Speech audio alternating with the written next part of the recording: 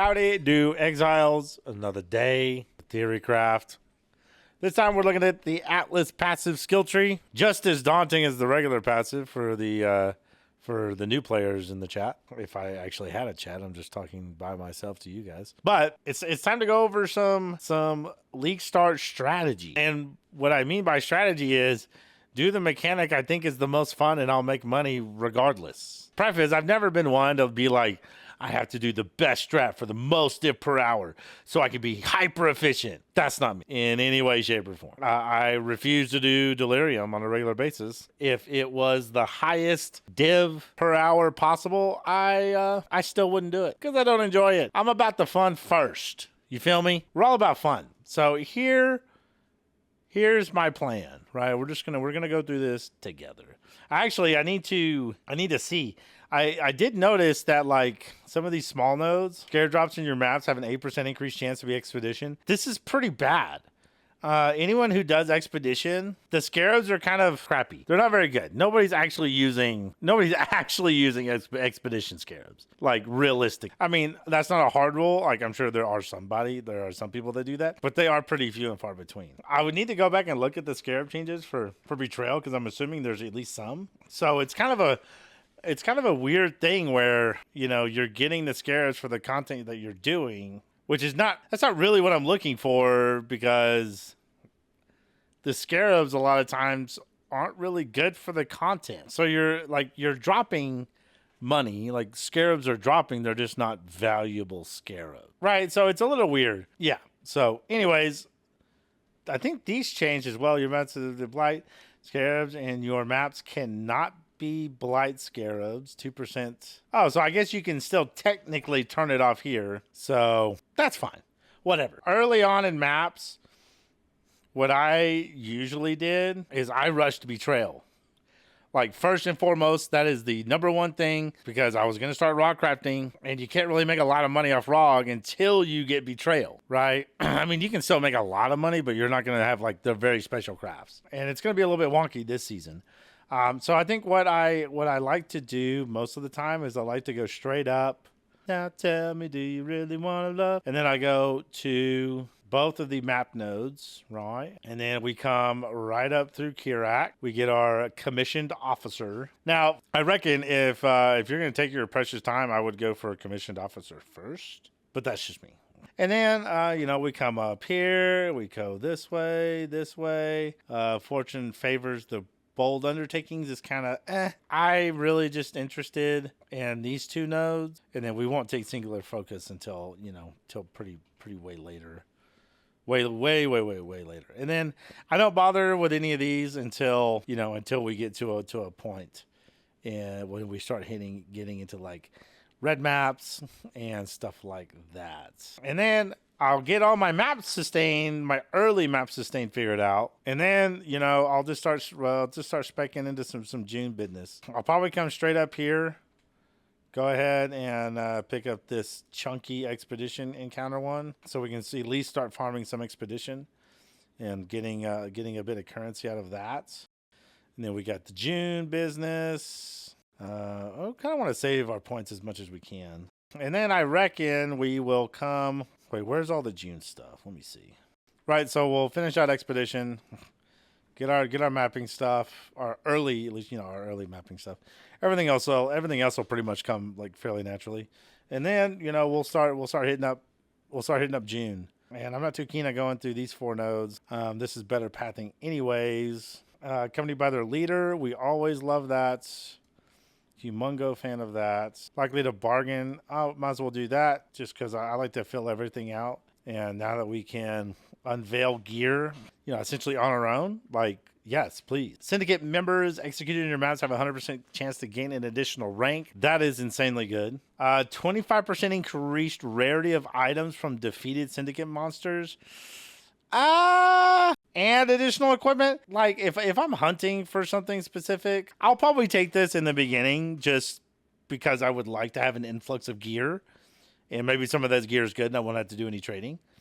So I think there is certainly value in this notable, but I think its value falls off like really quickly, like significantly faster. I'm tempted to take some Kirac stuff early on. I really wish that there was a way to increase. Let's see. Let's look. Let's look at Kirac. I don't think there's a way to increase the chance to gain an additional or the chance to gain a mission. Oh, no. It does. They're right here. I'm so stupid. To grant an additional on completion.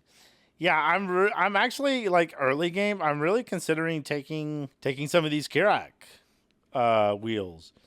I think there's actually a lot of value here because I find myself a lot of times kind of needing Kirac and wishing that I had more of his stuff to run. So I think I'm going to change it up this time, and we're just going to go right there, and we'll call that good. And I think that's all that Kirac has to offer. I mean, I guess we could take some of these smaller nodes and not necessarily. I don't really care about these yet because I don't know how profitable or how valuable the Blighted, Delirious, or Otherworldly scouting reports are. I've never actually tested this node, so I'm just gonna skip it. And yeah, we'll just try to get. I mean, I guess we can do this wheel too. I mean, it's 4 points, but let's finish up June first. So June. Come up here, and this should be Immortal Syndicate. Immortal. What the heck is Immortal? Immortal Syndicate members in your maps have a 5% chance to be accompanied by reinforcements. Love that. Grant intelligence to their current division equal to 2 times their rank. That's going to make it easier to get safe houses completed and whatnot. And I think we have all of our June stuff pretty much done. And I think I'm kind of tempted to go Breach. I definitely want to go Shrines because I love Shrines personally. I think they're like way fun. They're some of my favorite mechanics. So we're just going to go, we're going to go this way because we're going to end up getting singular focus. And so that means we can dip on that. All right, we'll come down here, get our shrine stuff, and now I think it's time to start moving into some expedition. Obviously, we want Danig, Rog, and there is a lot of justification to go Tujin, especially early game for the bubblegum currency. It really is super nice to have, and I really would recommend everyone, consider going that route in the beginning. So we got some shrine stuff. We got June. I think that's all the shrines. I think it's just those, like this one, and then I think this one up here. I think that's all there is for shrines, actually. And so we got some expedition. Obviously, we're going to be doing expedition a lot in map. So we can, I want to leave this open because I really don't know whether or not we're going to be doing big maps. Most likely, I'm going to be doing Toxic Sewer because Toxic Sewer is just an absolutely goated map. So Extreme Archaeology is not going to be very good for that map. So I think we're just going to skip that. I'm not going to bother with Ancient Decay. Though, actually, if we're going to be doing a lot of mapping, I think this is actually going to be worth it because Expedition and maps is notoriously very rippy. But eventually this will not need to be a thing and you'll just essentially have 4 points for free. And you can kind of put them where you see fit. Let's do 8% chance, and then we'll do buried knowledge, which we're a huge fan of that. Let's see, expedition. We have a 92% chance, so we're missing something somewhere. But where is it? Because we should have pretty much all of the nodes. And I'm curious. Oh, it's this one. Yeah, it's that one right there. Okay, so that puts us at 100. And then we have like a few points left over, which is probably going to be to fill out a bunch of this stuff and a bunch of this stuff. And then obviously we'll be saving 4 points here because we're not going to need this in the late game. And then what I usually do is I usually fill out this item quant wheel and maybe pick up a Harvey and move into some rarity and quantity. I don't really know how good that is. I mean, you could just as well push this into Scarabs. We have June. We have Expedition. We got a bunch of Kirac stuff. Got a bunch of map stuff. We got Domination. We got Shrines. All that beautiful, beautiful business. And then we can come up here and get the new hotness, which is 10% chance for your maps found in your maps to have influence, which is kind of nice. the number of memory strands on equipment items found in your maps has a 50% chance to be lucky. I think that's like bang on, must have. I'm taking that whole joint for sure. Revenant of the Past, also not a bad idea for the early game. I'm going to go ahead and cop that because I think that's kind of important. Let's see what else we have here. Remember Cognizance, 80% reduced chance for memory threads to lean towards the...